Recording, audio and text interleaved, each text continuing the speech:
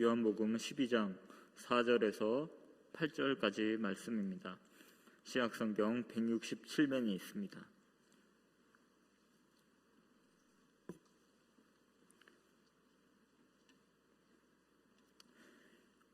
요한복음 12장 4절에서 8절까지 말씀입니다.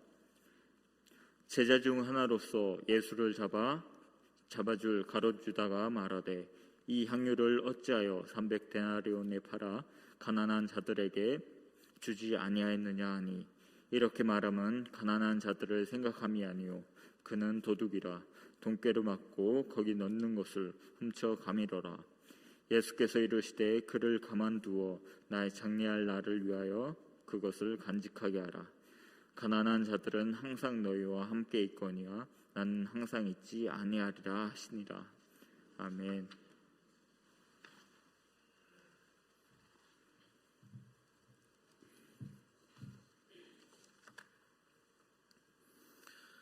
기도드리겠습니다.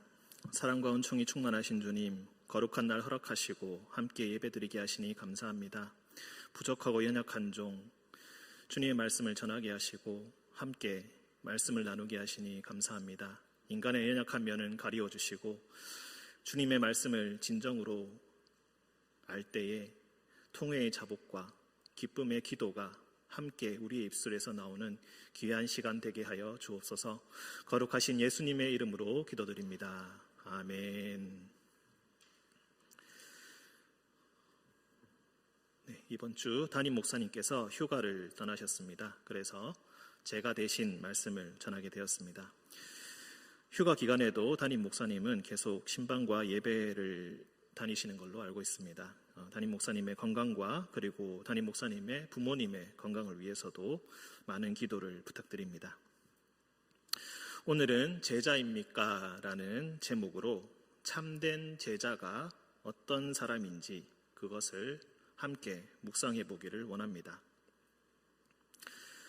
여러분은 언제 처음 하나님을 알게 되셨고 그분을 여러분의 주님으로 모시게 되었습니까? 아마 여러 가지 계기와 경로를 통해서 교회에 다니게 되셨을 것입니다. 하지만 교회를 다닌다고 해서 하나님을 잘 아는 것은 아닙니다.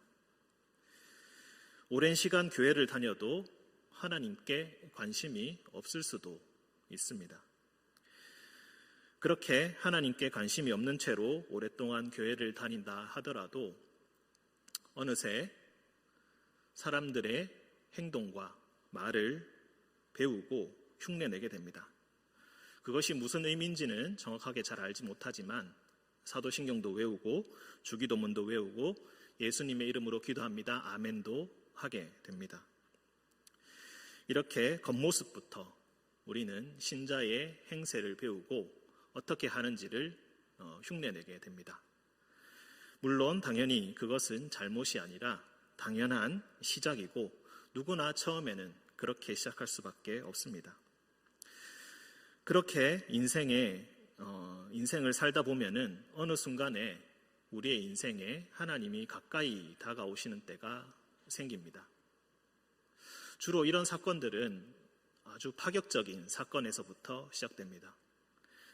알지 못하는 새에 갑자기 큰 병에 걸렸다든지 경제적으로 너무나 큰 어려움의 상황에 놓인다든지 아니면 곤란한 일을 겪어서 사회적으로 고립이 된다든지 하는 일들 말입니다.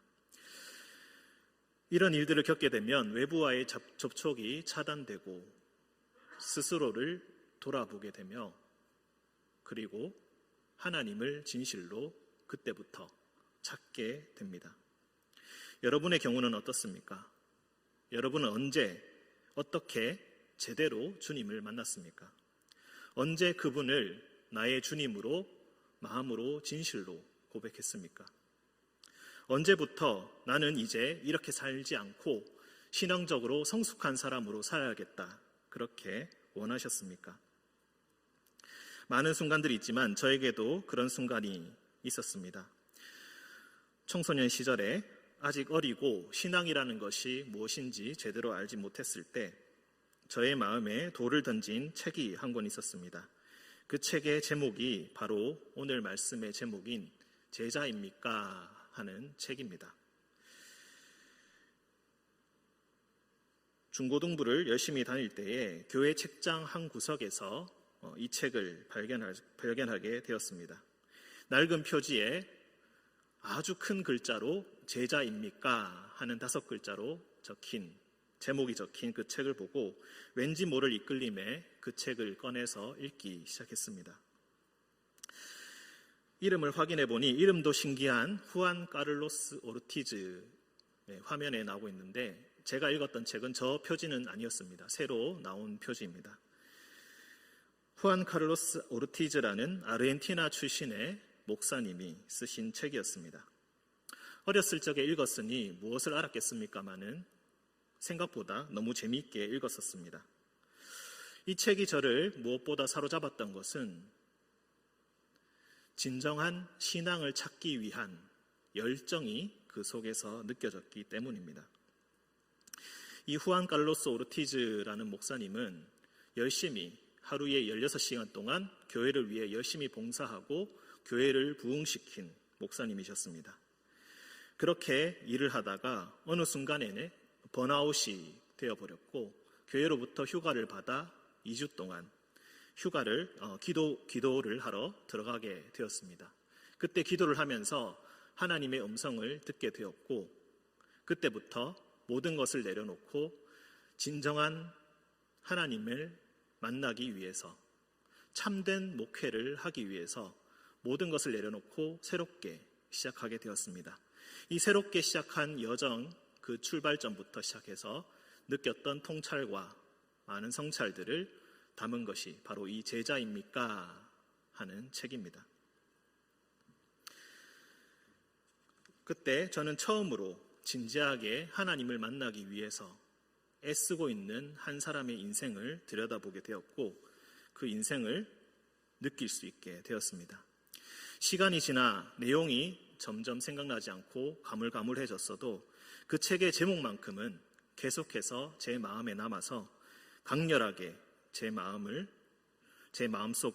녹화하며 질문을 던져왔습니다. 그 질문은 바로 당신은 제자입니까? 제자라는 것은 관계적인 표현입니다. 스승이 없으면 제자도 없습니다.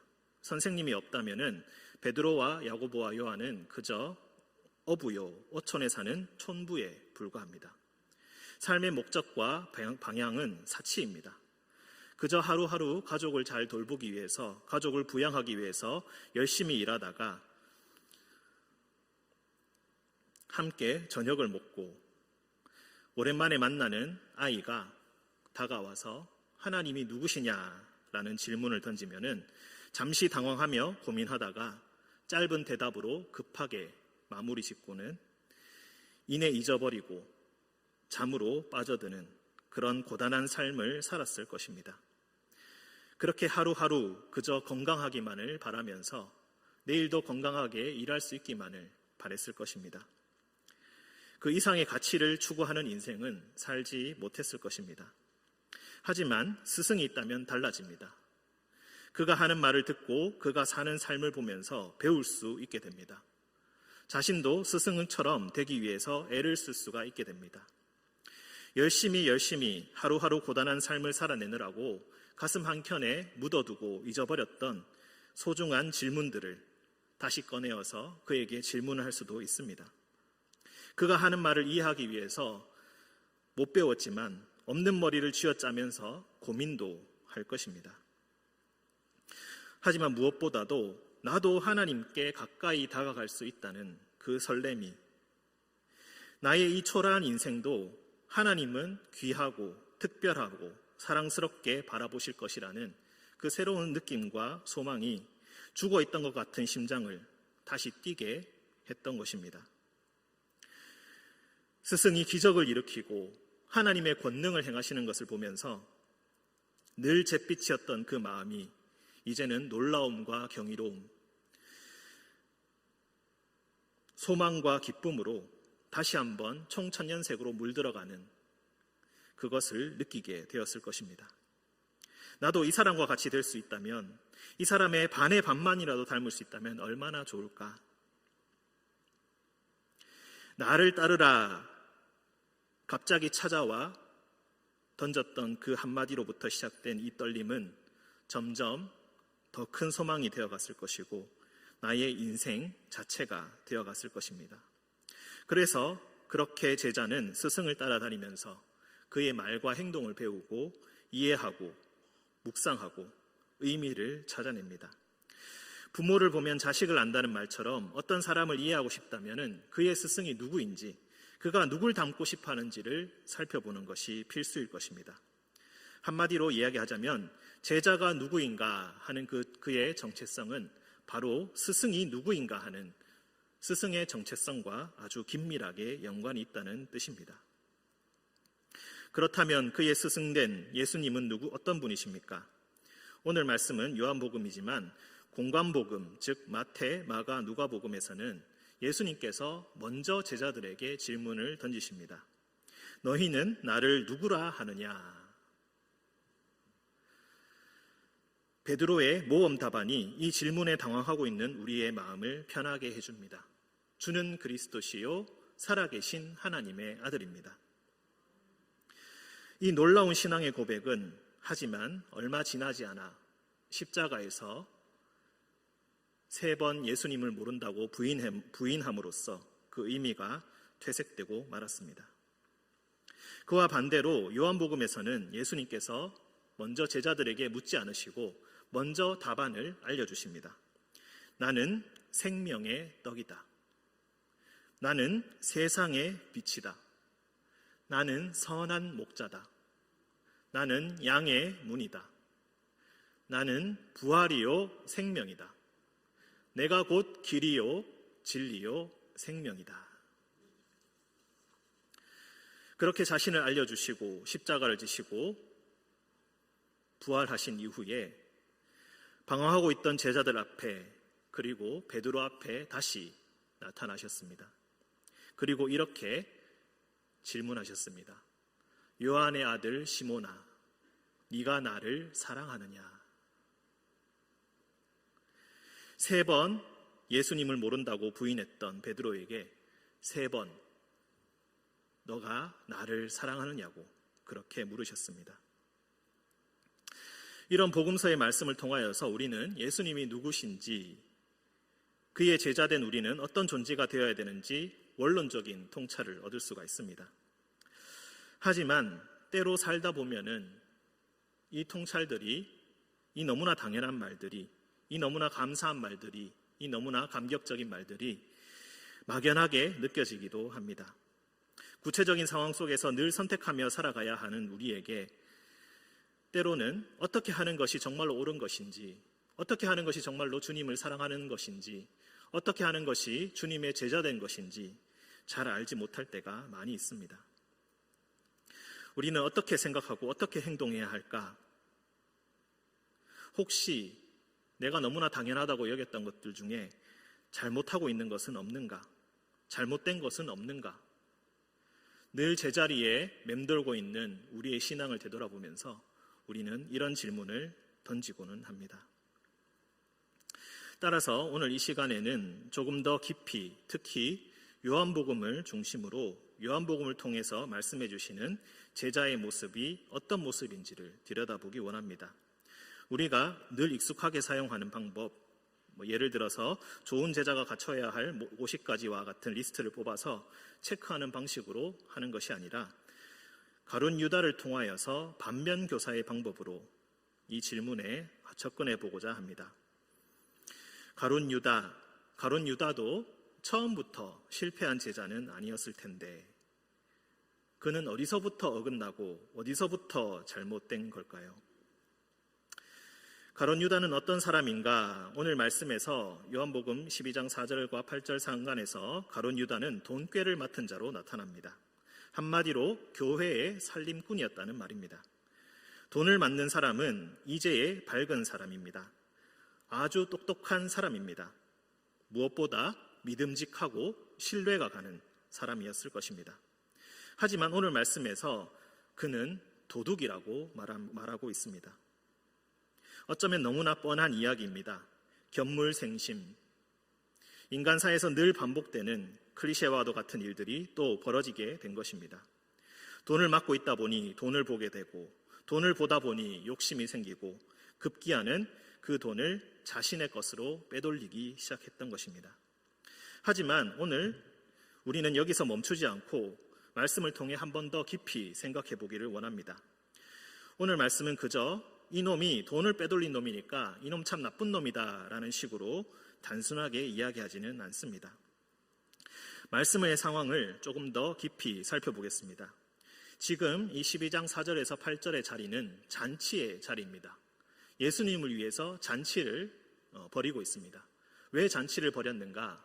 11장에서 마리아의 오라버니인, 마리아의 오빠인 나사로를 예수님께서 살려주셨기 때문입니다. 나사로가 병들었다는 소식을 듣고 예수님은 멀리 계셨지만, 그리고 도처에 예수님의 목숨을 노리는 자들이 있었지만 위험을 무릅쓰고 먼 길을 달려와 이미 죽은 지 나흘이나 지난 나사로를 부활시켜 다시 일으켜 주십니다. 마리아는 얼마나 감사했을까요? 어떻게 하면 그 은혜를 다 갚을 수가 있을까요? 그 감사한 마음을 다 표현할 길이 도저히 없었을 것입니다. 무엇보다 살려주시기 전에 하신 그의 말씀, 나는 부활이요 생명이니 이것을 네가 믿느냐. 그 말씀과 함께 살려주셨던 그 장면을 생각해 볼 때 이미 이분은 보통 사람은 아니라는 것을, 사람의 한계를 넘으신 분이라는 것을 이미 알고 있었을 것입니다. 그래서 이것을 감지한 마리아는 일생일대의 기회라 여기고 자신이 가지고 있던 가장 귀한 것을 가지고 옵니다. 그것은 바로 엄청나게 비싼 향유, 순전한 나드 한 근이었습니다. 가격이 무려 300데나리온이나 나간다고 합니다. 당시에 남자가 하루 열심히 몸으로 일해서 받는 일당, 하루 일당이 1데나리온 정도였습니다. 그렇다면 300데나리온이면 꼬박 남자 한 명이 300일을 10개월을 쉬지 않고 일을 해야 모을 수 있는 금액입니다. 하루도 쉬지 않고 일하기도 힘든 법입니다. 일이 없으면 일을 할 수가 없습니다. 그러니 서민이 남자 한 명이 벌어들일 수 있는 1년 연봉이 약 300데나리온 정도가 되었을 것입니다. 오늘날 금액으로 한번 환산해 보겠습니다. 대략 정확한 것은 아니지만 한 데나리온을 1데나리온을 10만 원이라고 가정해 보겠습니다. 그러면 약 3천만 원에 해당되는 금액입니다. 정말로 귀한 물건입니다. 정말 비싼 물건입니다. 그 집이 부자였겠습니까? 아마 이 물건은 그 집에 있는 가장 귀한 물건이었을 것입니다. 귀하다는 것에 한계를 넘어서 그 귀한 물건은 어쩌면 마리아의 미래의 계획이 들어있는 것인지도 모릅니다. 혹은 가족의 미래가 걸린 것인지도 모릅니다. 가족의 생계와 결혼과 출산과 이후의 인생에서 살아갈 그 모든 계획들이 어쩌면은 이 귀한 향유에 있었을지도 모릅니다. 정말로 돈이 필요할 때 이것을 팔아서 일을 치러야지, 미래에 내가 이런 것을 해야지 하고 미래를 꿈꾸면서 준비했을 것입니다. 그런데 마리아는 지금 그 향유를 가지고 와서 예수님께 모두 다 부어드린 것입니다. 부활이요 생명 되신 예수님께 아낌없이 한순간에 그 모든 것을 부어드렸습니다. 참으로 숭고하고 거룩한 행위가 아닐 수가 없습니다. 그 자리에는 진한 향유의 향기가 퍼져나갔을 것이고, 그 진한 향유의 향기만큼 마리아의 경건함과 엄숙함, 감사함, 말할 수 없는 경외의 마음이 이미 모두에게 전달되고 있었을 것입니다. 그런데 이 순간에 딱 한 사람이 이것을 아니 곱게 바라봅니다. 그 사람이 바로 가룟 유다입니다. 옆에서 보니까 참으로 속이 터집니다. 아무리 봐도 이거는 심각한 돈 낭비가 아니겠습니까?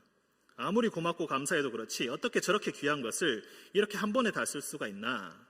어떻게 한순간에 1년치 돈을 한꺼번에 다 쓸 수가 있나? 정말로 아무리 생각해도 아까워서 죽겠습니다. 그런데 예수님 앞에서 그리고 사람들 앞에서 아깝다고 이야기할 수 있습니까? 아깝다고 이야기하지 않고 이렇게 이야기합니다. 이거 300데나리온이나 나가는 비싼 물건인데 이걸 팔아가지고 가난한 사람 도왔으면 얼마나 많이 도울 수 있을 텐데 네가 이것을 이렇게 쓰느냐고 주님 앞에서 책망합니다. 사실 이게 완전 허튼 말은 아닙니다. 실제로 이런 일이 우리에게도 일어난다면 어쩌면 우리들도 수근수근거릴 것입니다. 뭐가 있는 게 아니냐? 저 돈 도대체 어디에서 난 것이냐? 저렇게 돈 낭비를 해도 되는 것이냐? 저 돈으로 다른 일을 했으면 얼마나 많은 일을 했을 텐데 이렇게 돈을 허투루 쓰느냐? 이렇게 돈을 쓰다가 교회가 망하는 것이 아니냐? 공동체가 분열되고 시험에 드는 게 아니냐? 하면서 어쩌면 온갖 난리 법석을 떨었을 것입니다. 그런데 6절에서 이렇게 말씀하고 있습니다.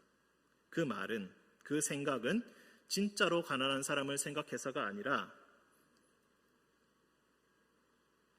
그가 도둑질하기 위함이었다 라고 말입니다. 바로 여기에 오늘 말씀에 포인트가 있습니다. 헌금을 바라보는 시각이 바로 그것입니다. 주님께 바쳐진 이 헌물, 이 헌금은 누구의 것입니까? 어떻게 써야 하는 것입니까? 마땅히 예수님의 것이고 마땅히 예수님께 드리는 것입니다. 마리아는 자기가 할 수 있는 최대한의 것을 주님께 드렸습니다. 그런데 감히 제자가 옆에서 그것을 낭비라고 부르고 그것을 아까워하고 그것을 시기하고 질투하고 심지어는 네가 하는 것이 잘못되었다고 주장하고 있는 것입니다. 그럴듯한 핑계, 가난한 사람을 도와야 한다는 명분을 내세워서 그렇게 하고 있는 것입니다. 바로 이것이 도둑질의 시작이요, 도둑질의 근원입니다. 돈은, 재물은 하나님의 것이라고 말로는 고백하면서도 속으로는 실제 생활에서는 딴 생각을 품는 것입니다. 공동의 것이니 모두에게 혜택이 돌아가야 한다라고 주장하고 가장 효과가 있는 곳에, 가장 효율적인 곳에 쓰여야 한다라고 주장하지만 사실 마음속 깊이 딴 생각을 품고 있다는 것입니다. 하지만 예수님은 어떻게 말씀하십니까? 마리아의 손을 들어주십니다. 그를 가만히 두어라. 나는 항상 너희와 함께 있지 않다. 예수님께서 왜 이 말씀을 하셨을까요? 아마 그 자리에 있던 사람들이 가룟 유다의 생각이 일리가 있다라고 생각했기 때문일 것입니다. 그래서 예수님께서 직접 나서셔서 이것을 정리하신 것입니다. 도둑은 어떤 사람입니까? 근본을 잊어버린 사람입니다. 그럴듯한 명분과 합리를 내세우지만 마음속은 이미 돈의 힘에 매혹되어 있습니다. 원래 그 돈이 누구의 것인지, 어떻게 쓰여야 하는 것인지 잊어버린 채 그것을 갖고 싶어하는 것이 도둑입니다. 자신의 것이 아닌 것을 맡으면서 그 힘을 누리고 사람들로부터 인정과 칭찬을 받고 그럴듯한 명분으로 교묘하게 사람을 속입니다. 그리고 마침내 자기 자신까지도 속게 만드는 것이 바로 지금 이 가룟 유다의 상황인 것입니다. 예수님의 것이고 예수님이 결정하셔야 하는데 헌물의 성격과 쓰임새를 자기가 결정하려고 합니다. 이미 그는 자신을 주인이라고 착각하고 있습니다. 말로는 나는 당신의 제자라고 하면서 정작 실제로는 자기가 주인 노릇을 하려고 한다는 것입니다. 그것도 바로 주님 앞에서 그렇게 한다는 것입니다. 내가 지금까지 돈 관리해왔으니 내가 누구보다 잘 안다고 하면서 그렇게 말하고 있는 것입니다. 이렇게 주님의 주인됨의 결말이 무엇입니까? 효율성과 돈의 힘을 극대화하길 원하는 자의 말로가 무엇입니까? 바로 주인까지 팔아치우는 것입니다. 그는 은 30에 스승을 팔았습니다. 가룟 유다는 똑똑한 사람입니다. 예수님이 위험한 사람이 아니라는 것을 누구보다 잘 알고 있었습니다. 로마의 반역을 일으킬 사람이 아니라는 것, 누구보다 온유한 사람이라는 것, 광신도가 아니라는 것, 사람들의 참된 스승이라는 것을 누구보다 잘 알고 있었습니다. 그래서 그는 가장 적당한 가격에 그의 가치가 떨어지기 전에 예수님을 팔아치웁니다. 어쩌면 머리가 좋은 그는 스승을 팔아먹었다는 비난을 들을 것마저도 계산하고 있었는지도 모릅니다. 그래서 은 30이라는 헐값에 주님을 넘겨버린 건지도 모릅니다. 자신이 생각하기에 모든 요소를 고려했을 때 그것이 가장 합리적이고 가장 적당했다는 것입니다. 맞습니다. 그는 합리적인 선택을 했고 합리적인 사람이었습니다. 하지만 끝내 그는 주님의 제자는 되지 못했습니다. 그는 끝내 어둠의 사람이 되고 말았습니다. 어둠의 사람이 된 출발점이 바로 어디입니까? 오늘 말씀에 나오는 바로 이 순간입니다. 주인을 버리고 주인 노릇한 이 순간입니다. 주님을 의지하기보다는 돈의 힘을 의지하기 시작한 바로 이 순간입니다. 때로 우리는 돈을 도둑질해가고 사기를 치고 엄청난 사치를 부리는 것만이 잘못이고 그 잘못은 거기서 끝이라고 생각합니다. 아닙니다. 그렇지 않습니다. 주님의 일을 하면서 주님의 역사하심을 믿고 의지하기보다는 돈의 힘을 부려서 많은 사람들을 모아 다스리고 큰 사업을 일으키고 가장 효율성을 추구하는 것을 전부로 여기는 것이 바로 어둠이요 죽음인 것입니다. 예수님께서 그렇게 하실 수가 없어서 안 하셨겠습니까? 요한복음 6장에서 이미 예수님은 보리떡 5개로 5,000명을 먹이셨습니다. 사람들이 알아서 몰려왔습니다. 알아서 그를 억지로 임금으로 모시려고 했습니다. 그러자 예수님은 그 의도를 아시고 홀로 빠져나와 산으로 올라가셨습니다. 그리고 홀로 하나님께 기도를 하였습니다. 가룟 유다의 행동과 예수님의 행동은 정반대로 가고 있는 것입니다. 말씀을 한 군데 더 보겠습니다. 13장, 요한복음 13장 26절에서 30절의 말씀입니다. 171쪽, 성경을 찾기 힘드신 분은 PPT를 봐주시기 바랍니다. 26절에서 30절 말씀 교독으로 읽고 30절은 함께 읽겠습니다. 예수께서 대답하시되 내가 떡 한 조각을 적셔다 주는 자가 그니라 하시고 곧 한 조각을 적셔서 가룟 시몬의 아들 유다에게 주시니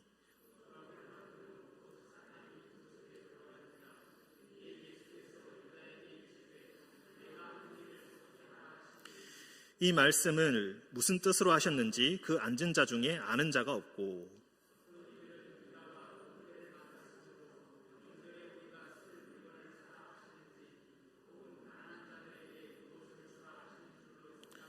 함께 읽습니다. 유다가 그 조각을 받고 곧 나가니 밤이러라. 아멘. 이 말씀의 자리는 소위 우리가 최후의 만찬이라고 부르는 자리입니다. 요한복음에서는 하지만 식사를 강조하기보다는 세족, 즉 발을 씻겨주시는 것에 초점을 맞추고 있습니다. 식사를 하시다가 갑자기 일어나셔서 제자들의 발을 씻겨주셨습니다.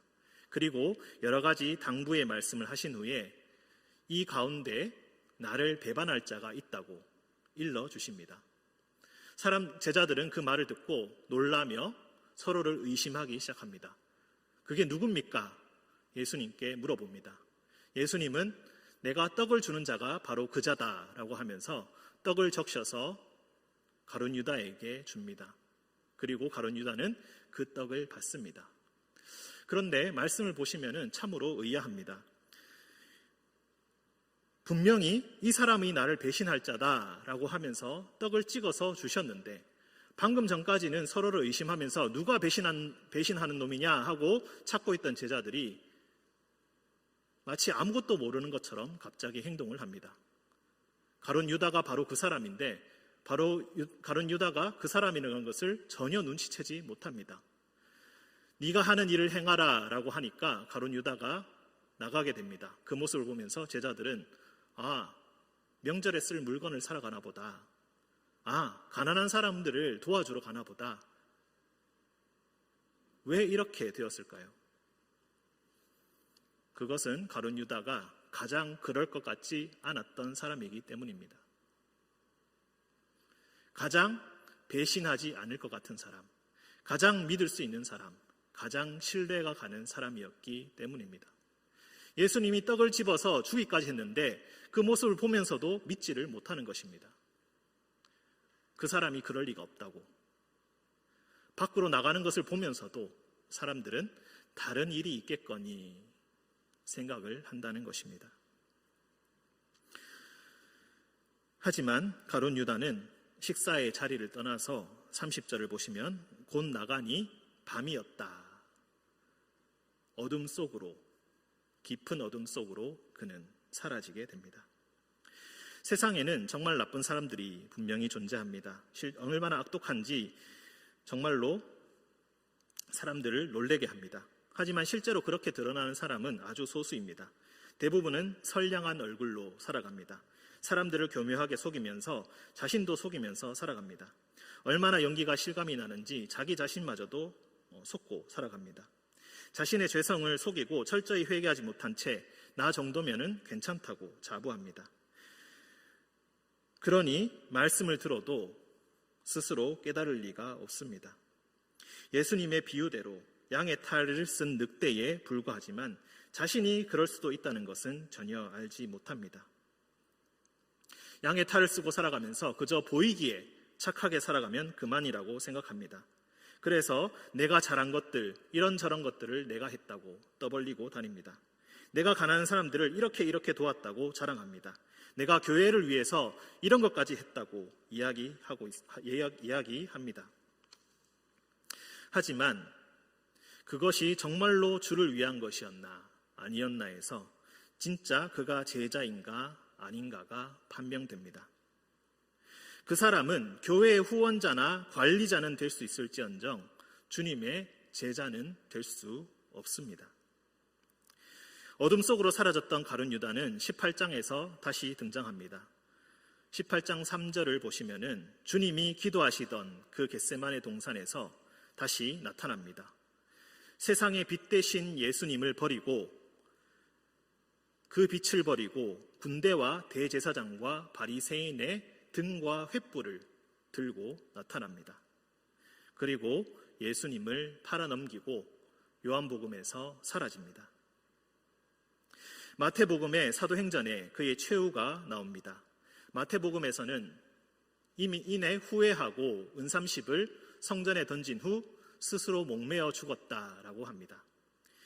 사도행전에서는 예수님을 팔아 얻은 그 돈을 가지고 밭을 사서 그 밭을 둘러보다가 곤두박질 쳐서 배가 찢어진 채 죽었다고 합니다. 창자가 흘러나오고 피가 얼마나 많이 흘러나왔는지 그 밭을 아겔다마 피밭이라고 불렀다고 합니다. 끝까지 이득이 남는 장사를 했습니다. 돈을 맡아서 관리하다가 스승의 상황이 좋아 보이지 않으니 스승까지 팔아넘기고 극도의 이득을 취했습니다. 그렇게 돈을 얻고 돈을 따랐고 했지만 그 돈을 제대로 써보지 못한 채 그는 비참한 죽음을 맞이합니다. 결국 그가 그 자신을 참혹하게 죽인 것입니다. 부활이요 생명의 길을 벗어난 채 죽음의 길로 스스로 걸어 들어간 것입니다. 예수님의 제자라 자처했고 열심히 돈꾀를 관리했지만 자신이 제자된 본분에 집중하지 못했기 때문에 그는 끝내 실패하고 참혹한 결말을 맞이해야만 했습니다. 누가복음 16장에도 조금은 비슷한 이야기가 나옵니다. 누가복음 16장 1절에서 9절 찾기 힘드신 분들은 PPT를 봐주시기 바랍니다. 소위 불의한 청지기의 비유라는 것입니다.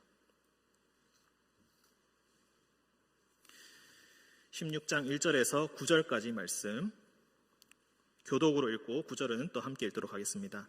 또한 제자들에게 이르시되 어떤 부자에게 청지기가 있는데 그가 주인의 소유를 낭비한다는 말이 그 주인에게 들린지라.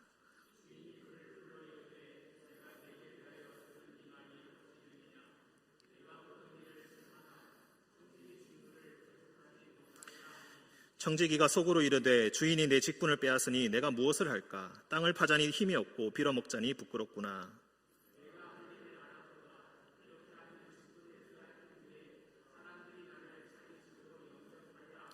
주인에게 빚진 자를 일일이 불러다가 먼저 온 자에게 이르되 내가 내 주인에게 얼마나 빚졌느냐?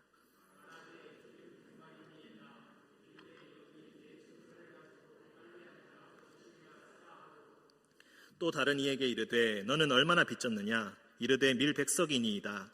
이르되 여기 네 증서를 가지고 80이라 쓰라 하였는지라.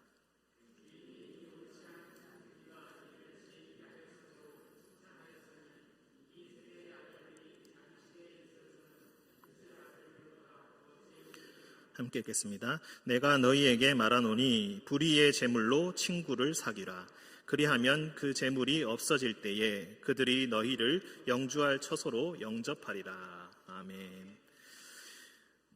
이 16장 1절에서 9절의 말씀 참 이상하지 않습니까? 처음에 청지기가 주인의 돈을 낭비했다고 합니다. 그래서 주인은 이 청지기를 쫓아내기로 결심합니다. 네가 지금까지 일을 잘못했다. 이제 나가라. 퇴직해라. 청지기가 생각해 보니까 앞으로 어떻게 먹고 살아야 할지 답이 없습니다. 이미 나이가 들었으니 땅을 파서 농사를 지을 수도 없고 구걸을 할 수도 없으니 내가 어떻게 해야 할까? 내가 아직 청지기의 자리에 있을 때에 사람들의 빚을 감면시켜주고 은혜를 베풀어서 내가 이 사람들을 통해서 먹고 살아야겠다. 이렇게 결심을 합니다. 그리고 빚진 자들을 전부 다 불러서 그 사람의 빚을 한 명 한 명 줄여주기 시작합니다. 주인의 관점에서 보면 어떻습니까? 처음에도 낭비했고 이후에도 낭비했습니다. 그런데 주인은 놀랍게도 처음에는 낭비한다고 쫓아내겠다고 하더니 나중에 낭비를 보고 참으로 잘하였다. 참으로 지혜롭게 하였다라고 칭찬합니다. 여기서 우리는 주인이 진정으로 무엇을 원하는지 살펴볼 수가 있습니다. 주인이 원하는 것은 자기의 재산의 증식, 효율성의 극대화, 사업의 거대화가 아니라 사람들에게 도움을 주고 사람들에게 은혜를 베풀고 사람들에게 사랑을 주는 것입니다. 사실 이 청지기는 소가 뒷걸음질 치다가 쥐잡은 격입니다. 속의 의도는 별로 선하지 못했습니다. 자기가 먹고 살 길을 찾기 위해서 그는 어쩌다 보니까 선한 일을 했고 주인의 마음에 드는 일을 하게 된 것입니다. 하지만 주인은 어찌되었건 간에 이 사람이 선하게 일을 잘 하였다. 참으로 지혜롭다. 너희들도 이 사람을 보고 배우라고 이야기합니다. 주인이 원하는 것은 효율이 아니라 하나님의 일을 하는 것입니다. 사실 우리는 이 방식대로 해야 합니다. 사람들이 보기에 교회의 일은 때로는 미련한 것으로 보여야 합니다. 때로는 어리석은 것으로 보여야 합니다. 때로는 낭비하는 것으로 보여야 합니다. 코로나에 걸릴지도 모르는데 뭐 하려고 교회에 나와서 예배를 드립니까? 편하게 잠옷바람으로 우아하게 집에서 커피나 차 향기를 만끽하면서 영화 보듯이 예배 보는 게 가장 좋은 것 아니겠습니까? 뭐 하려고 자기 집 팔고 냉장고 팔아서 교회를 개척해놓고 다 내려놓고 은퇴하고 물러납니까? 뭐 하려고 긴 세월 고생하면서 피땀 흘려 일군 교회를 다른 목사에게 넘겨주고 자기 사람들로부터 사랑을 받게 합니까? 뭐 하려고 자신들이 건물이 없을 때부터 텐트 치고 밥 지어 먹으며 전도해서 애써 일군 교회를 이후에 온 사람들이 주인공 역할을 하도록 내버려 둡니까?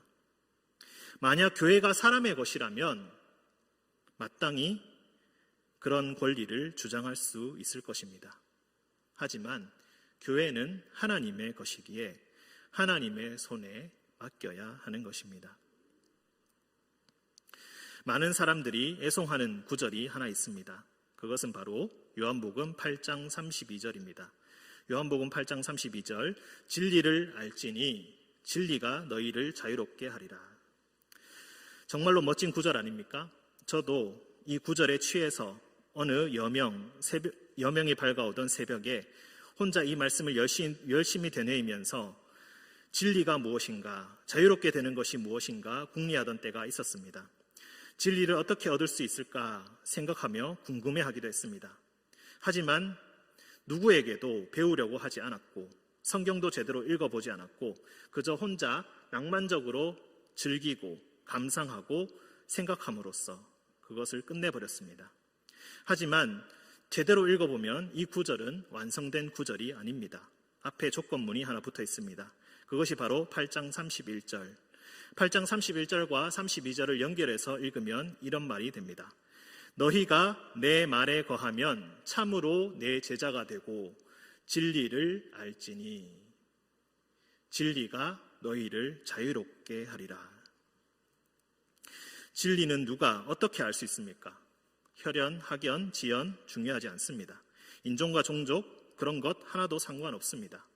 오직 내 말에 거하는가 거하지 않는가 나는 그것을 본다. 주님은 그렇게 말씀하십니다. 오직 내 말에 거하는가 그것을 보신다. 내 말에 거한다면 내 제자가 되어서 진리를 알게 될 것이다. 그리고 그 진리가 진정 너희를 자유롭게 해줄 것이다. 말씀에 거한다라는 표현을 씁니다. 이 거한다라는 표현은 원어로 메노라는 단어입니다. 사실 머물다라는 말로 더 많이 번역됩니다. 요한복음에서 33번이나 반복되어서 나오는 말입니다. 이 말은 주로 이렇게 쓰입니다. 예수님이 세례를 받으실 때 성령이 예수님 위에 머물렀다. 예수님을 믿지 아니하면, 나를 믿지 아니하면 하나님의 진노가 그의 위에 머물게 될 것이다. 무엇보다 6장 27절 썩을 양식을 위하여 일하지 말고 영생하도록 있는 양식을 위하여 하라. 영생하도록 있는, 이 있는이 바로 메노입니다. 우리는 혹시 썩을 양식을 위해, 썩을 양식을 풍요롭게 하기 위해, 썩을 양식을 잘 쓰기 위해서 전력 투구하고 있지는 않습니까? 영생하도록 하는 양식이 무엇인지 아직 그 가치를 전혀 모르고 있지는 않습니까? 눈에 보이는 것에 집착하며 그것을 잘 관리하고 운영하는 것에만 초점을 맞추고 있지는 않습니까? 영생하도록 머물게 하는 양식을 선택하십시오. 그것은 오직 믿음으로만 가능합니다. 만일 그렇게 한다면, 그렇게 할 수 있다면 여러분은 비로소 예수님의 제자가 될 수 있을 것이며 진리를 알게 될 것이며 진정 자유롭게 될 것입니다. 하지만 우리는 진리에 목말라 하지 않습니다.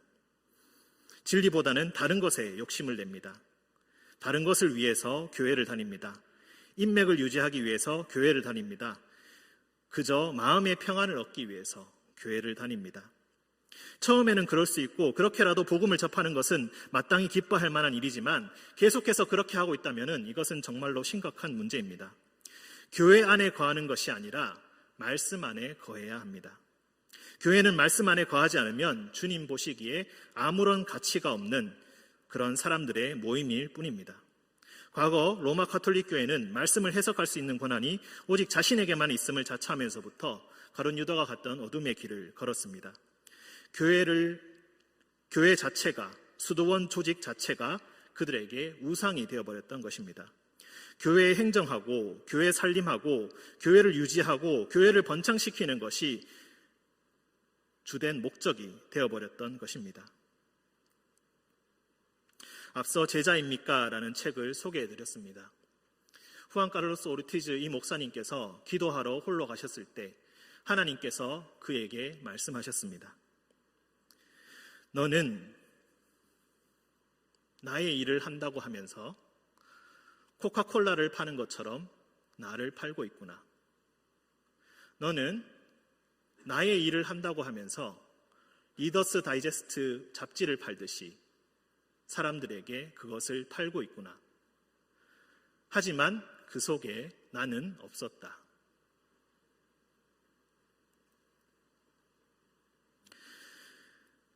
우리는 때로 가장 편리하고 이해하기 쉬운 목적을 찾기 위해 애를 씁니다. 하지만 본질을 알지 못하면은 결국 빗나가는 신앙이 되고 빗나간 사랑이 됩니다. 하나님은 교회가 목적이 아니라 바로 여러분 한 명 한 명이 목적입니다. 교회는 여러분을 만나기 위한 통로요 수단입니다.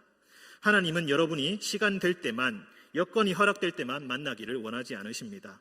여러분의 온 몸과 온 마음을 요구하십니다. 여러분의 온전한 사랑과 충성과 헌신을 요구하십니다. 그냥 여러분의 모든 것을 원하십니다. 왜냐하면 하나님께서 이미 먼저 여러분을 사랑하시기 때문입니다. 그리고 여러분과 함께 하시고 싶어 하시기 때문입니다. 그래서 요한복음을 통해서 예수님은 우리에게 오늘도 고백하고 계십니다. 요한복음 3장 16절, 하나님이 세상을 이처럼 사랑하사 독생자를 주셨으니 이는 그를 믿는 자마다 멸망하지 않고 영생을 얻게 하려 하심이라. 요한복음 15장 9절,